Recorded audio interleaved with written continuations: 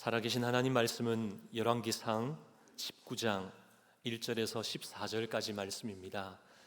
우리 한 절씩 교독하시고요, 마지막 14절은 우리 다 함께 말씀을 봉독합니다.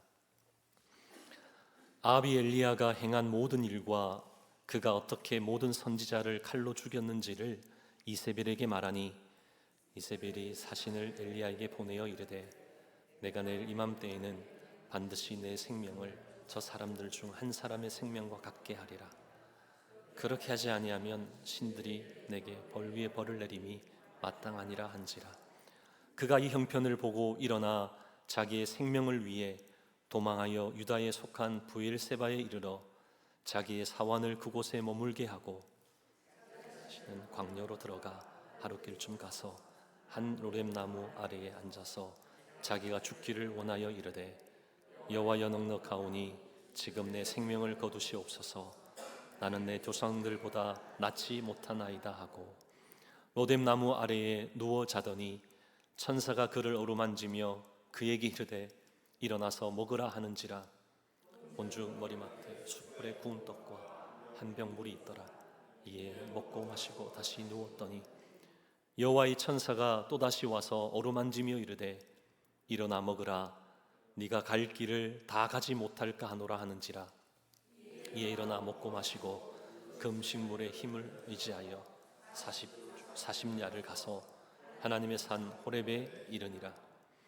엘리야가 그곳 굴에 들어가 거기서 머물더니 여호와의 말씀이 그에게 임하여 이르시되, 엘리야야, 네가 어찌하여 여기 있느냐? 그가 대답하되, 내가 만군의 여호와 열심히 유별하오니 이는 이스라엘 자손이 주의 언약을 버리고 주의 제단을 헐며 칼로 주의 선지자들을 죽였음이오며 오직 나만 남았거늘 그들이 내 생명을 찾아 빼앗으려. 여호와께서 이르시되, 너는 나가서 여호와 앞에서 산에 서라 하시더니 여호와께서 지나가시는데 여호와 앞에 크고 강한 바람이 산을 가르고 바위를 부수나 바람 가운데에 여호와께서 계시지 아니하며, 바람 위에 지진이 있으나 지진 가운데에도 여호와께서 계시지 아니하며, 또 지진 위에 불이 있으나 불 가운데에도 여호와께서 계시지 아니하더니 불 위에 세미한 소리가 있는지라. 엘리야가 듣고 겉옷으로 얼굴을 가리고 나가 굴 어귀에 섬에 소리가 그에게 임하여 이르시되, 엘리야야, 내가 어찌하여 여기 있느냐? 그가 대답하되, 내가 만군의 하나님 여호와께 열심히 유별하오니 이는 이스라엘 자손이 주의 언약을 버리고 주의 제단을 헐며 칼로 주의 선지자들을 죽였음이오며 오직 나만 남았거늘 그들이 내 생명을 찾아 빼앗으려 하나이다. 아멘. 살아계신 하나님 말씀입니다. 우리는 때로 맡겨진 일을 잘 감당하다가도 또 잘 지내다가도 갑자기 의욕이 상실되기도 하고 무력감에 휩싸일 때가 있습니다. 나름 부끄럽지 않게 최선을 다해 열심히 한 것 같은데 왜 이런가 하는 질문이 우리 마음속 깊은 곳에서부터 그렇게 나올 때가 있죠. 그러다 보면 어떻게 합니까? 괜히 주변 환경을 탓하죠. 처한 상황과 주변 사람들에게 책임을 돌리기도 한다는 겁니다. 그런데 이런 모습은 우리에게만 있는 것 아니라는 겁니다. 하나님의 사람에게도 이런 모습이 있었다는 것이죠. 오늘 본문에 엘리야도 마찬가지였다는 겁니다. 오늘 말씀 1절을 보시면 아합이 이세벨에게 엘리야가 행한 모든 일과 그가 어떻게 모든 선지자들을 칼로 죽였는지에 대해서 이야기를 나눕니다. 이 말에 이세벨은 2절을 여러분 보시면 엘리야를 내가 반드시 기필코 죽이겠다라고 그렇게 마음 먹는 것을 보게 되죠. 도대체 왜 이런 반응, 이 아합과 이세벨에게 왜 이런 반응이 일어난 겁니까? 열왕기상 17장부터 말씀을 우리가 읽어보면 그 내용을 잘 알 수가 있습니다. 그 이유를 잘 알 수가 있죠. 당시 이스라엘의 왕과 백성들은 모두가 다 하나님을 버리고 무엇을 섬겼습니까? 바알과 아세라 우상을 섬겼죠. 이러한 상황 속에 하나님은 그들을 바라보시면서 너무나 마음이 아프셨죠. 그러기 우리 하나님은 하나님의 사람 엘리야를 세우셔서 그를 누구에게 보냅니까? 아합에게 보냅니다. 아합에게 가서 하나님이 비를 내리지 않겠다라고, 하나님이 심판하시겠다라고 선포하라는 겁니다. 열왕기상 17장 1절 말씀을 보면 엘리야가 우상을 섬기는 아합 왕 앞에 가서 하나님의 이름으로 비가 내리지 않을 것이다라고 하나님의 심판을 담대하게 선포하죠. 여러분, 이런 심판에 대해서 선언한다는 것, 선포한다는 것 쉽겠습니까? 목숨을 내걸어야지만 할 수 있는 일이잖아요.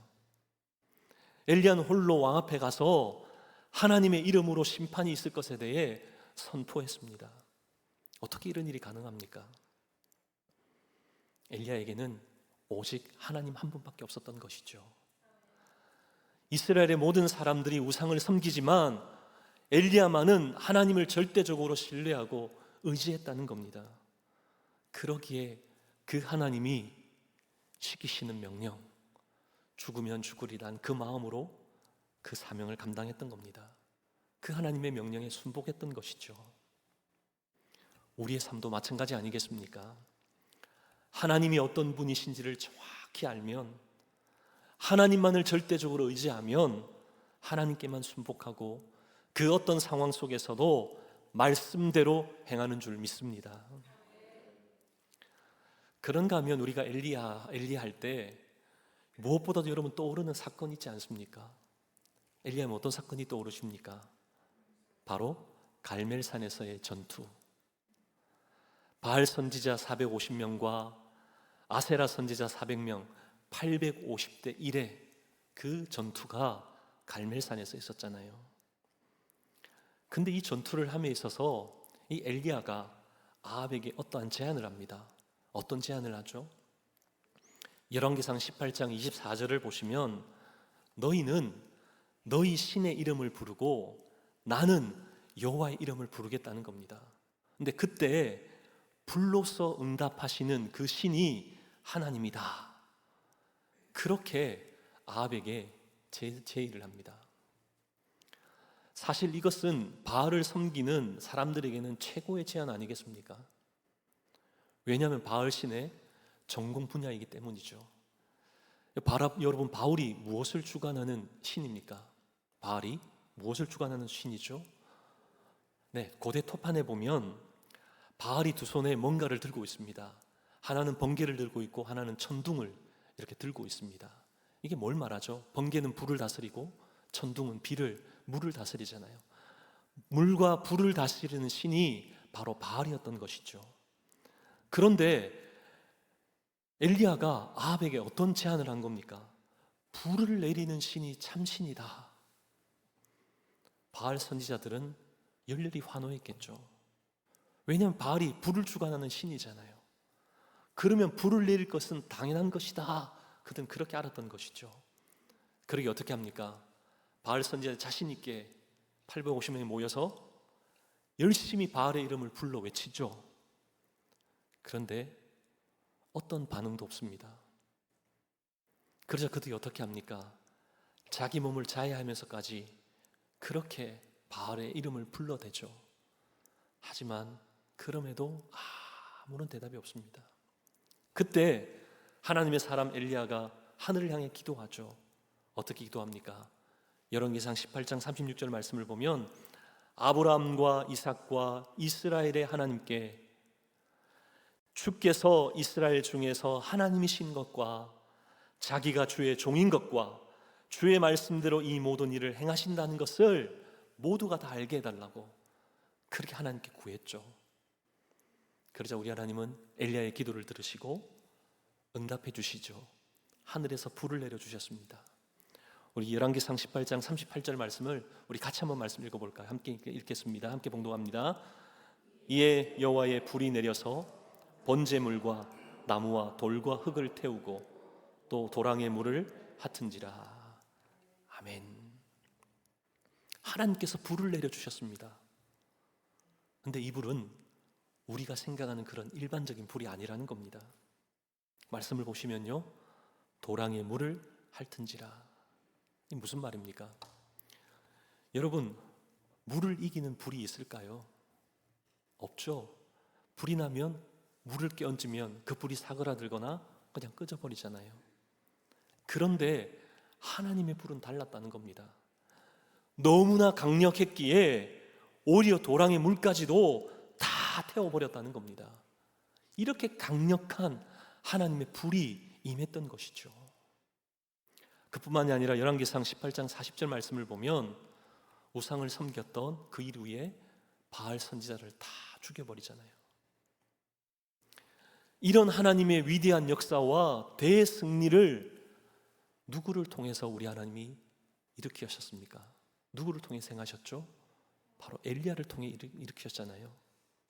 하나님의 사람 엘리야 선지자를 통해서 온전히 그 일을 감당케 하셨습니다. 너무나 놀랍고 위대한 일에 쓰임받고 있는 엘리야입니다. 그런데 오늘 말씀 19장으로 딱 들어서는 순간 우리는 엘리야에서 다른 모습을 봅니다. 엘리야가 어떻게 했습니까? 말씀 읽어보시면요, 두려워서 도망쳤다는 겁니다. 자기 생명을 지키기 위해서 도망쳤다는 겁니다. 여러분, 담대하게 아합 왕 앞에서 하나님의 심판을 전했던 그 엘리야는 어디에 간 겁니까? 죽기를 각오하고 850대 1로 싸웠던 엘리야, 도대체 그 사람은 어디에 있는 겁니까? 그뿐만이 아니죠. 오늘 말씀 4절을 보면 한 로뎀나무 아래에서 어떻게 하나님께 아뢰고 있습니까? 죽여달라고. 어떻게 엘리야가 이런 지경까지 이르렀습니까? 그 이유는요, 엘리야가 지쳤기 때문입니다. 육신적으로 지쳤고 영적으로 탈진했기에 이런 상태에 이르게 되었다는 것이죠. 비록 하나님이 그와 함께 하셨습니다. 그러나 그는 늘 혼자 외롭게 싸워갔죠. 그러다 보니 그에게는 쉼이 필요했고 하나님의 위로가 절대적으로 필요했던 겁니다. 여러분, 이것이 우리에게는 어떤 의미인가요? 우리 모든 신앙인에게도 엘리야와 같은 그런 위기가 찾아올 수 있다는 겁니다. 왜냐하면 엘리야도 우리와 똑같은 사람이기 때문이죠. 야고보서 5장 17절 말씀을 보면 엘리야는 우리와 성정이 같은 사람이로되, 이게 무슨 말입니까? 우리와 전혀 다를 바가 없는 그런 사람이라는 겁니다. 나와 똑같은 사람이라는 것이죠. 엘리야의 그 모습을 보면서 우리에게도 이런 일은 일어나지 않는다, 여러분, 그렇게 장담하지 말라는 겁니다. 아무리 강한 믿음의 사람이라고 해도 탈진이 비켜가거나 그냥 피해가지 않는다는 겁니다. 신앙의 굴곡이 없는 사람은 없다는 것이죠. 신앙이 좋을 때는 하늘을 찌를 듯하죠. 그러나 자신의 문제와 상황에 맞닥뜨리는 그 순간 우리는 땅으로 곤두박질 치는 그런 우리의 모습이 있다는 겁니다. 여러분, 그거 부인하지 말라는 겁니다. 그러기에 번아웃이라는 것, 특별히 열심을 내는 사람에게만 찾아오는 것이라고, 영적인 약한 사람에게만 찾아오는 거라고 여러분, 그렇게 생각하지 마시라는 겁니다. 신앙이 좋아도 번아웃이 있습니다. 영적인 탈진이 있다는 것이죠. 피해가는 건 아니라는 겁니다. 근데 여러분, 기억하셔야 될 것이 있습니다. 이 영적인 탈진은 하나님과의 관계 속에서 이루어지는 겁니다. 여러분, 이 비결을 아셔야 돼요. 영적인 탈진은 하나님 관계 가운데 있는 거라는 겁니다. 그리고 우리 하나님이 어떻게 하셨나요?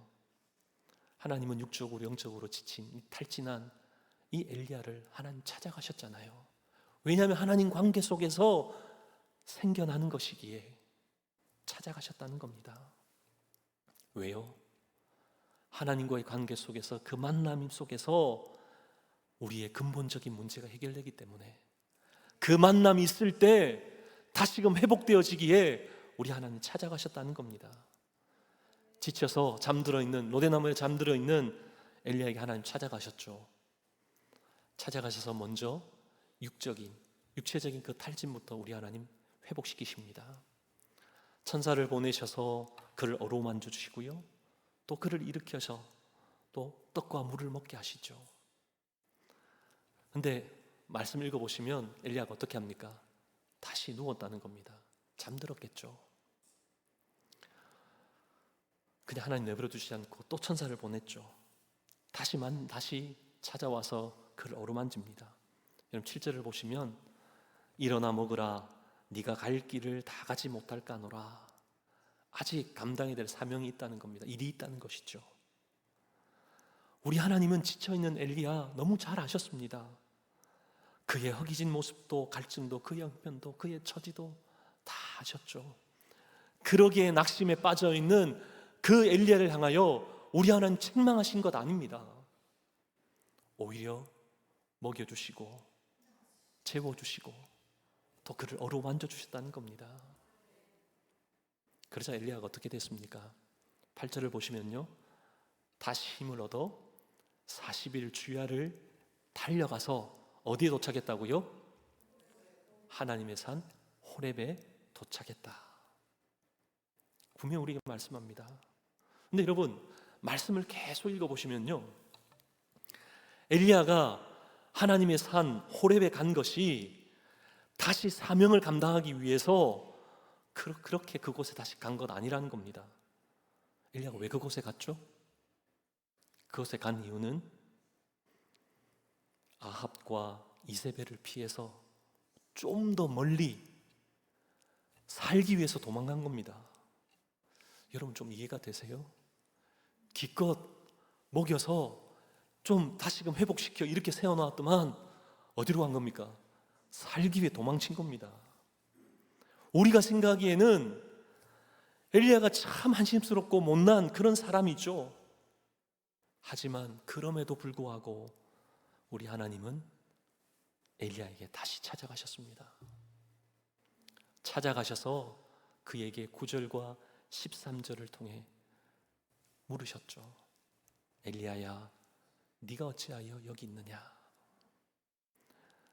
이것은 엘리야를 책망하거나 혼내시려고 하는 그 음성이 아닙니다. 물어본 것 아니라는 것이죠. 엘리야가 왜 여기 있는지 정말 궁금해서 묻는 것도 아닙니다. 이 물음은 엘리야, 너가 있어야 될 곳 여기가 아니지 않느냐?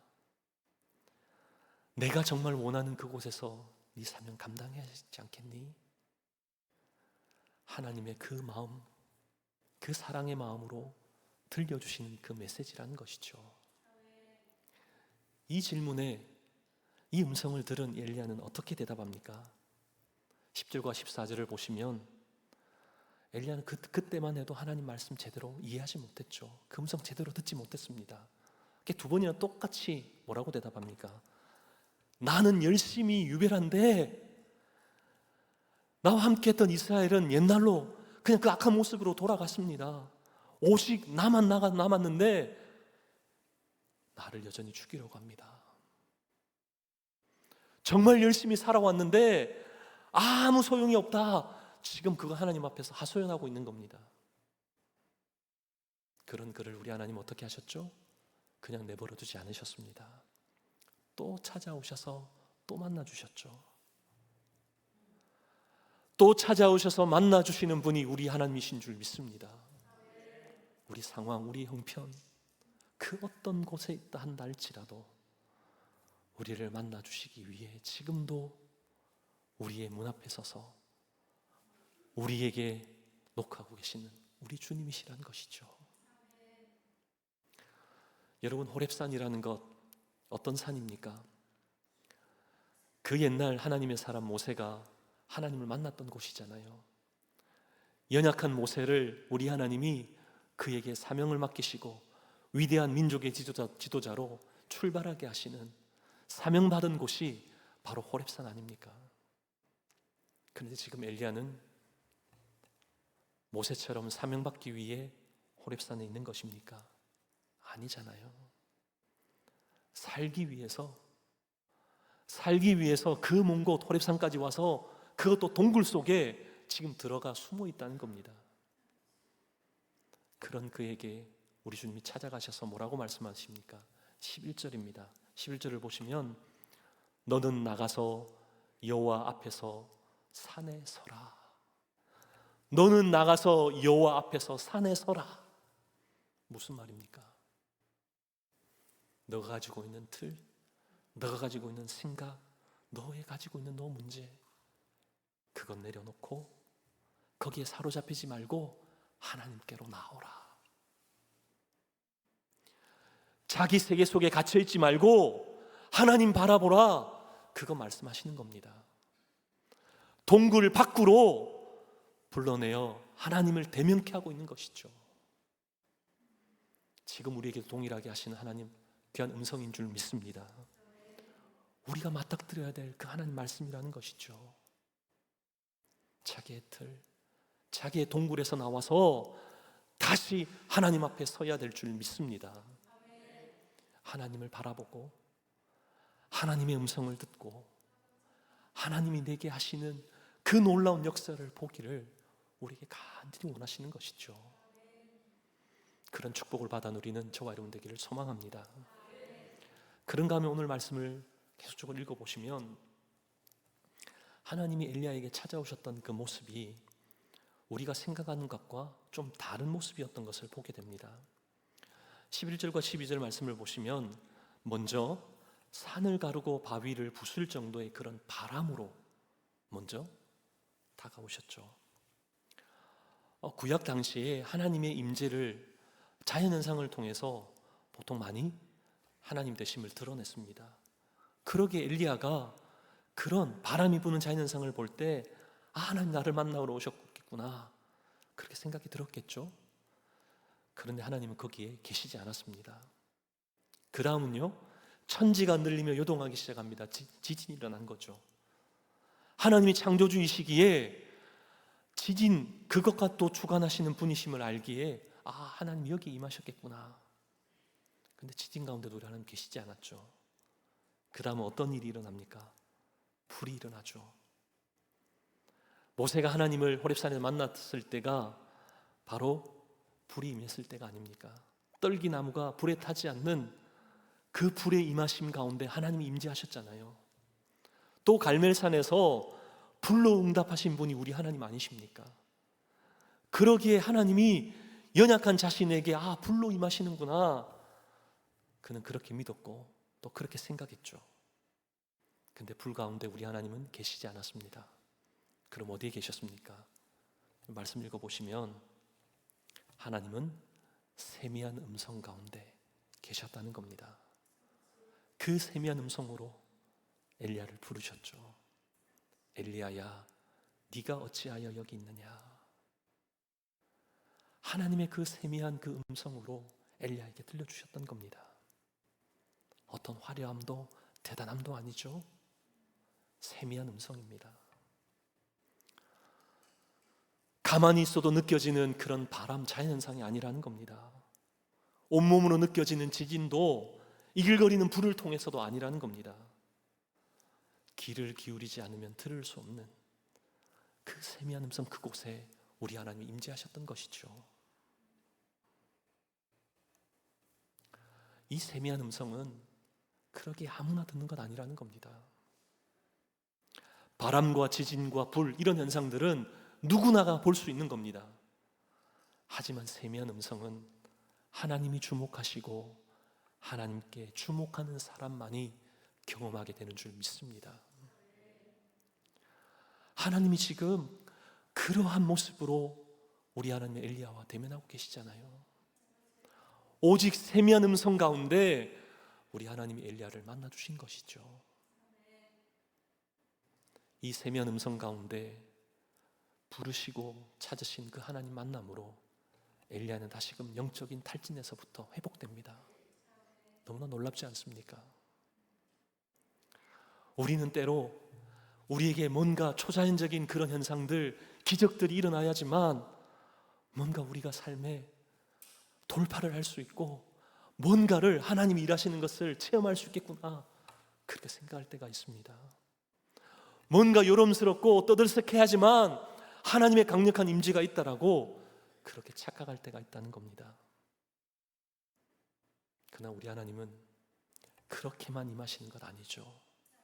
물론 필요하시면 그렇게도 역사하십니다.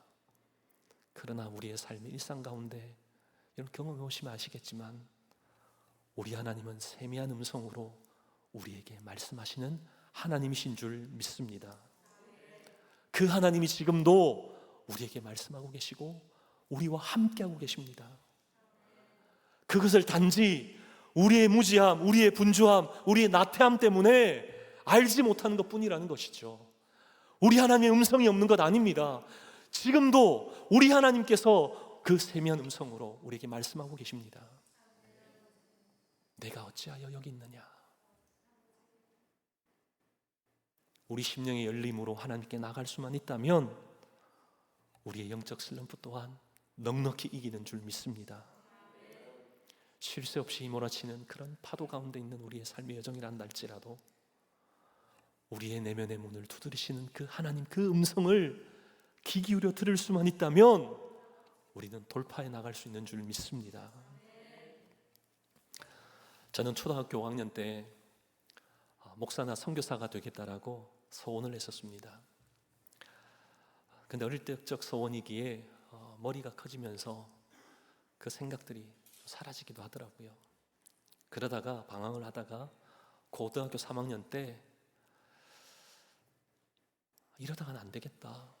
하나님 분명히 나를 부르신 건 확실한 것 같은데 그 소명을 분명히 좀 찾고 싶고 뭔가 특별함을 통한 좀 하나님 부르심에 대한 그런 좀 강력함이 있었으면 좋겠다 그런 생각이 들어서 고3 여름방학 때 경남 김해에 있는 무척산이라고 하는 기도원으로 올라갔습니다. 그 산 정상에 기도원이 있었습니다. 근데 올라가는 길이 무척이나 힘듭니다. 근데 무척이나 힘들다 보니 그래서 이 산 이름을 무척산이라고 했나 그런 생각도 막 들 정도로 너무나 힘든 거예요. 근데 그렇게 힘들게 올라가서 이제 3일 동안 한번 하나님과 씨름해 보아야 되겠다. 근데 올라가는 길이 너무나 힘들다 보니 본전 생각이 자꾸만 나더라고요. 그냥 내려갈 수 없겠다. 그래서 한날은 소나무 붙잡으면서 이 소나무 뽑아버리라.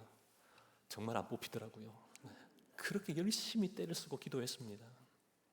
하루가 지나고 이틀이 지났습니다. 아무런 응답이 없는 거예요. 아무리 소나무 붙잡고 그렇게 울부짖어도 아무런 하나님이 제게 주시는 사인이 없는 겁니다. 하늘에서 강력한 빛이 임하든지 아니면 초자연적인 그런 현상을 그렇게 좀 경험했으면 좋겠는데 아무런 반응이 없는 겁니다. 심지어는요 하나님께 협박까지 했습니다. 하나님 그런 사인 안 보내주시면 저 놓아주시는 줄 알고 제 하고 싶은 거 하면서 살게요. 그렇게 하나님 부담 드리면서까지 그렇게 기도했습니다. 근데 마지막 그날 밤에 하나님 전혀 다른 모습으로 제게 찾아오셨습니다. 이사야 43장 말씀을 읽는데요 그 말씀에 그 어떤 말씀이 보이지 않고요 43장 1절 말씀이 눈에 확 들어오는 겁니다. 내가 너를 지명하여 불렀나니 내가 너를 구속하였고 내가 너를 지명하여 불렀나니 너는 내 것이라. 너는 두려워하지 말라. 내가 너를 구속하였고 내가 너를 지명하여 불렀나니 너는 내 것이다. 이 말씀이 제 마음에 새겨지는 겁니다. 내가 너를 지명하여 불렀나니 너는 내 것이다.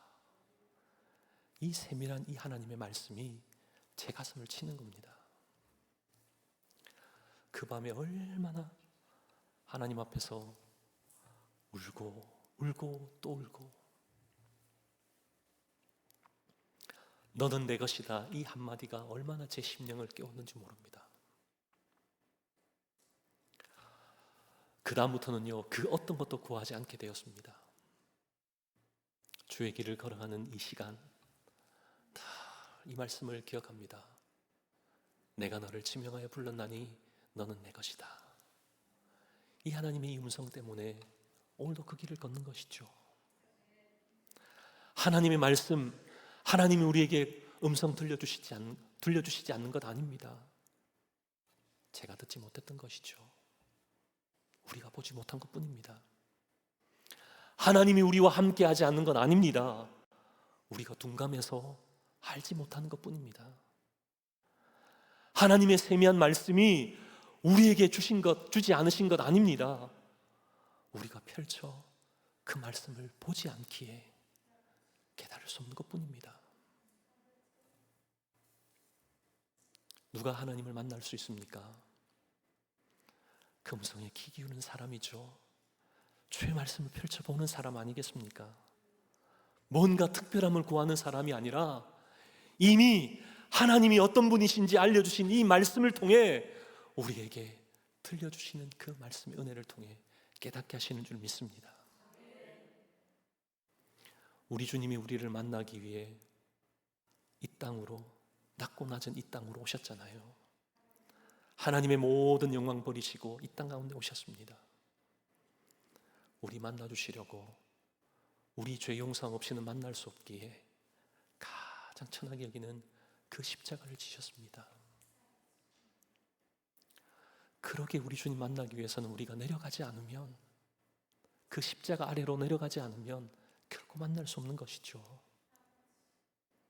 내려간 그 자리에서 우리가 예수님 만나는 그 순간, 주의 음성을 듣는 그 순간 우리는 살아나고 회복되는 줄 믿습니다.